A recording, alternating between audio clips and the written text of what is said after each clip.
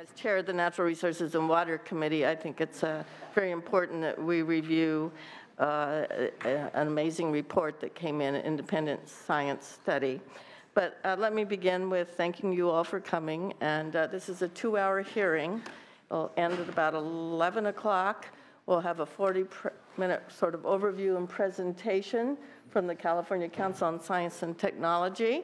It's time for questions from members after that presentation. There is a executive summary, reader-friendly, on suggested recommendations from the report in here that you may want to keep and mark up, and because there may be follow-up legislation or other things we wish to do in reaction to this report. It came out in July of just a few weeks ago, and that's why we're having the hearing today. It's the first week or second week back from break. You've all had time to be re-energized, and we're looking forward to having this information. Following the presentation by the California Council on Science and Technology, we will be hearing from our new Director of Conservation, David Bunn. Welcome, he's here, and the State Water Board and others. At the conclusion, time permitting, we'll of course take public comments, but also want to note for the record, comments can also be submitted in writing. In fact, I encourage you to do so it's official part of the record, and you have till Friday to do just that. So let me offer a few opening comments and see if other members would like to join in. This is a joint hearing with Assembly Natural Resources. We both have jurisdiction over this, and so we're looking forward to having Assemblymember Williams join us in the near future. Well, this has been a journey. We've been following issues related to fracking and possible contamination of groundwater supply since 2011. This is a word of warning. You send a letter to an agency, be prepared for the response you get back. Well, in this case, I had asked them about fracking, where they're fracking, what chemicals are being used, where does the water come from, how do you store the water? And the answer back in shortened form is, we don't know, we don't keep records. So fast forward, we've had several hearings now on this subject. 2 in 2014, this is the second one in 2015. And since that time, Senate Bill 4 has passed. I had authored that, supported bipartisan support on both sides. It was a regulatory bill that ended up being the strongest one in the nation to create transparency and accountability. Those are the two most important words to me, transparency to the public. If you go online now, Department of Conservation, you can look to see where they're fracking. Notices are being done to surrounding property owners. You can see what chemicals are being used, and it is fully transparent. But the accountability part, we still have work to do. Part of SB 4 was requiring the commissioning of an independent study. They will be making the presentation today. It's an excellent report, but as usual, reports always generate more questions, and you may want to consider additional information in the future. So this has been a work in progress. Today's hearing will discuss the independent study. The final volumes were publicly released in July of 2015.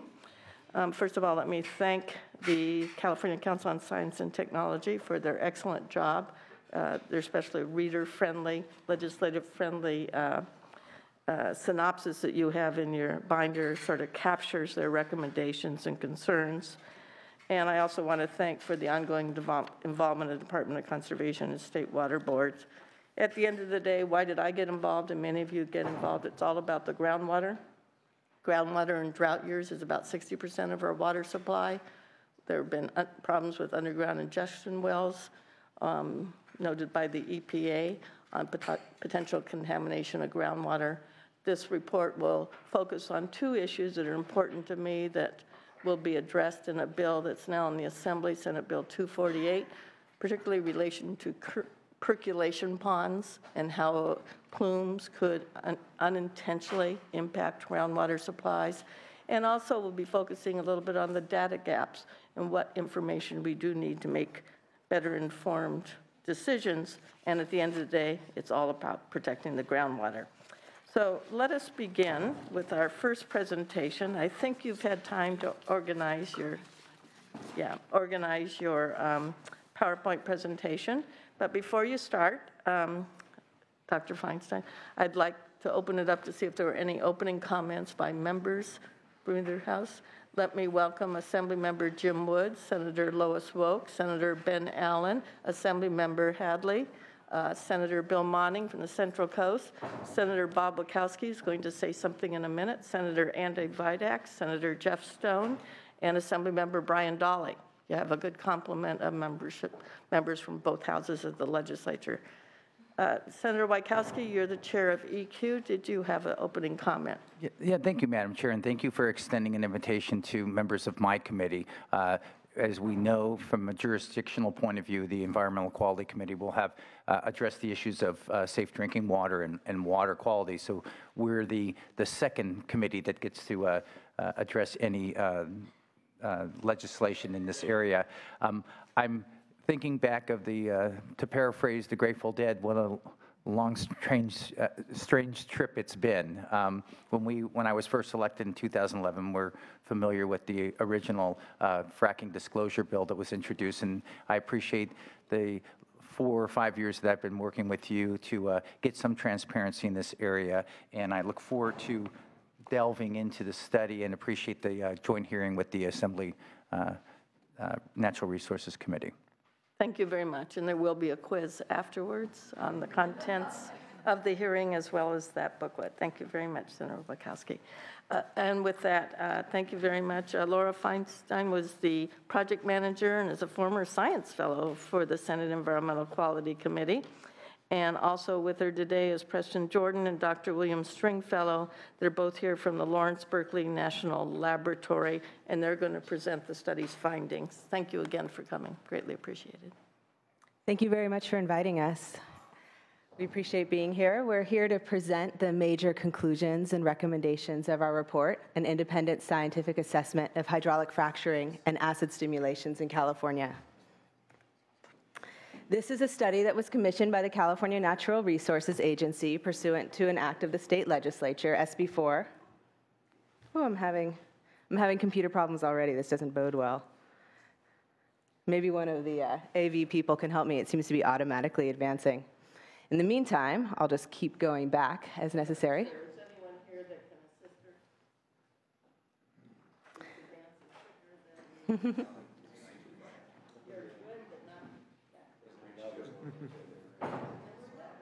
Yes, and it's over. I'm pretty sure that I can overcome these issues if you'll give me 1 second. Let me just switch modes here. Let's see if I can be my own AV person. We'll see how this goes. So this is a study that was commissioned by, no, it's going to keep advancing.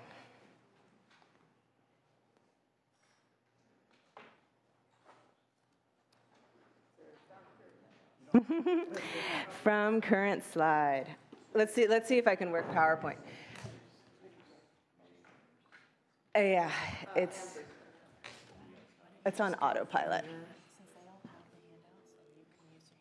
Okay.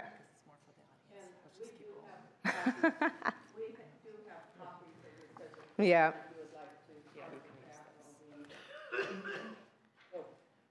Okay, let's see how this goes. So the audience wants to see it. Yeah.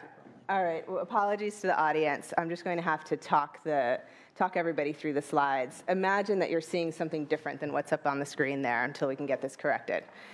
So the study was conducted by the California Council on Science and Technology and Lawrence Berkeley National Laboratory. We also had the opportunity to work with a number of research institutions. Yes, the slide that I'm on should be in your packet. It's slide number 2, just called Introduction. And we worked with the Pacific Institute, PSC Healthy Energy, University of the Pacific, Stanford University, Don Gautier, who's retired from U.S. Geological Survey, and CSU Stanislaus. The report underwent extensive peer review and was led by a steering committee with a balance of points of view. For today's presentation, we're going to cover when, where, and how well stimulation occurs in California, environmental and public health impacts, data gaps, how to resolve them, and data-driven policy recommendations. In a number of cases, we didn't find that there was conclusive evidence one way or the other to make a determination about the impacts. What we found instead are often procedures that we consider meriting further consideration that we'll be pointing out to you throughout the presentation. So first up is what is well stimulation and where does it occur in California? Finally, the slide on the screen matches what I'm going to talk about for a few brief seconds. So hydraulic fracturing, matrix acidizing, and acid fracturing are all three different technologies that are included under that term well stimulation. They're all techniques for increasing the flow of oil and gas to the well in low permeability formations. Hydraulic fracturing is by far the most well-known of these technologies. It's also the most commonly used in California. Our estimate is that it takes place about 150 times per month in about half the new wells that are installed each month in the state. Matrix acidizing is less frequently used in California. It's also less well documented in California, or at least was before Senate Bill 4 was put into effect. Our estimate is that there are about 25 operations per month in the state. Acid fracturing is very rarely, if ever, used in California, so we won't be considering it further. There will be times as we're progressing through the presentation when, for simplicity, we'll refer to hydraulic fracturing, but the effects also apply to matrix acidizing as well. So hydraulic, in California, most well stimulation is hydraulic fracturing. It's mostly taking place onshore, and it's mostly for oil, not for gas. About 96% of hydraulic fracturing in the state occurs in the San Joaquin Valley. So that's really mostly where we're talking about today, the San Joaquin Valley. And in particular, there's 6 fields in the southwestern San Joaquin Valley, just outside of Bakersfield, that are the fields where most hydraulic fracturing and matrix acidizing takes place in the state. One important thing to understand is that hydraulic fracturing is done very differently in California from how it's done in other places in the country. So in other places in the country, operators are usually using hydraulic fracturing to produce oil or gas from what's called source rock or shale. That means that they're typically constructing a very deep well that then turns horizontal and runs for a long distance through the source rock. And the hydraulic fracturing is done over a long extent of the well using large volumes of water and other additive chemicals. In California, the resources that are being tapped are quite different. So hydraulic fracturing is typically used in wells that are relatively short and vertical. They go only to a shallow formation, relatively speaking, and the volumes of fluid used for the operation are relatively small. That means that water use for hydraulic fracturing statewide is relatively small. As a proportion of human water use in the state, hydraulic fracturing is less than 0.004% of human water use. That's similar to about 3,400 annual households' water use in the state, compared to about 13 million households in California. I'm so sorry to Yes. just so you understand. What is actually breaking up the rock? It's this water and chemical mix, or is it agitated, or how's the rock cracked? Right. So the water and the chemicals are injected under pressure, and it's the pressure that cracks the rock. And then proppant, which you might just call sand, is injected, and that holds those fractures open. So even after the pressure ceases, the sand is there to hold the fracture open. Does that make sense? So you're basically putting these tubes underground and then shooting a very high pressure water and chemical mix at the rock. which cracks it initially, and then you put the sand to hold it open so the oil can come out? Is that the? If by tube you mean a well bore. Well, right. Okay, so yes, there's a well bore, and then Preston would probably be able to explain this better than me, but you perforate in a certain region of the casing and inject water and other additives under high pressure, and yes, that fractures the rock. So yes, I think you've grasped it. Well, Any other questions? I Yeah, think- Preston? I think I would just add, it's not really sort of an explosive process, if you will. I mean, that the pressure could be applied slowly. As long as you reach a high pressure, it will cause the rock to part. So it's the pressure. I mean, they tend to want to apply it at a high rate because otherwise the fluid will bleed off into the rock. And so in order to get a high pressure, you have to apply it at a high rate, but it's not really like an explosive process or shooting the water at the rock, for instance. Okay. So moving on from water use, I'm sure most of you have heard about the Monterey Formation and a lot of speculation about how much oil may be contained in the Monterey Formation. The important things to understand about the potential of Monterey source rock specifically is that it has not yet been commercially developed in California, and for a number of geological and technological barriers, we see this as unlikely in the immediate future. Another important thing to think about as we're discussing the issue of hydraulic fracturing is to carefully consider what impacts are specific to hydraulic fracturing and what ones are shared across the oil and gas industry. Many of the impacts that have been assigned to hydraulic fracturing are not specific to hydraulic fracturing. So an example of this is this picture we have here of the Ventura oil field. And one of the environmental impacts that's been attributed to hydraulic fracturing in places like the forests of Pennsylvania has been habitat loss and fragmentation. So what happens is that when an operator needs to construct a well, they clear a well pad and construct a road that runs to that well pad. And as you can see from this image, that requires clearing vegetation and can cause habitat loss and fragmentation. However, that occurs whether or not a well is hydraulically fractured. The biggest impact of hydraulic fracturing is arguably that it enables new production. So one of our recommendations in the report is that for many of these impacts, we need to consider them in the context of oil and gas production as a whole and not focus overly narrowly on just hydraulic fracturing. And with that, I'm going to turn over the mic to Will Stringfellow of Lawrence Berkeley National Lab. Hello. In the interest of time, I'm going to be very brief about chemical use for hydraulic fracturing in particular, and a little bit about matrix acidizing, and then talk some about produced water management.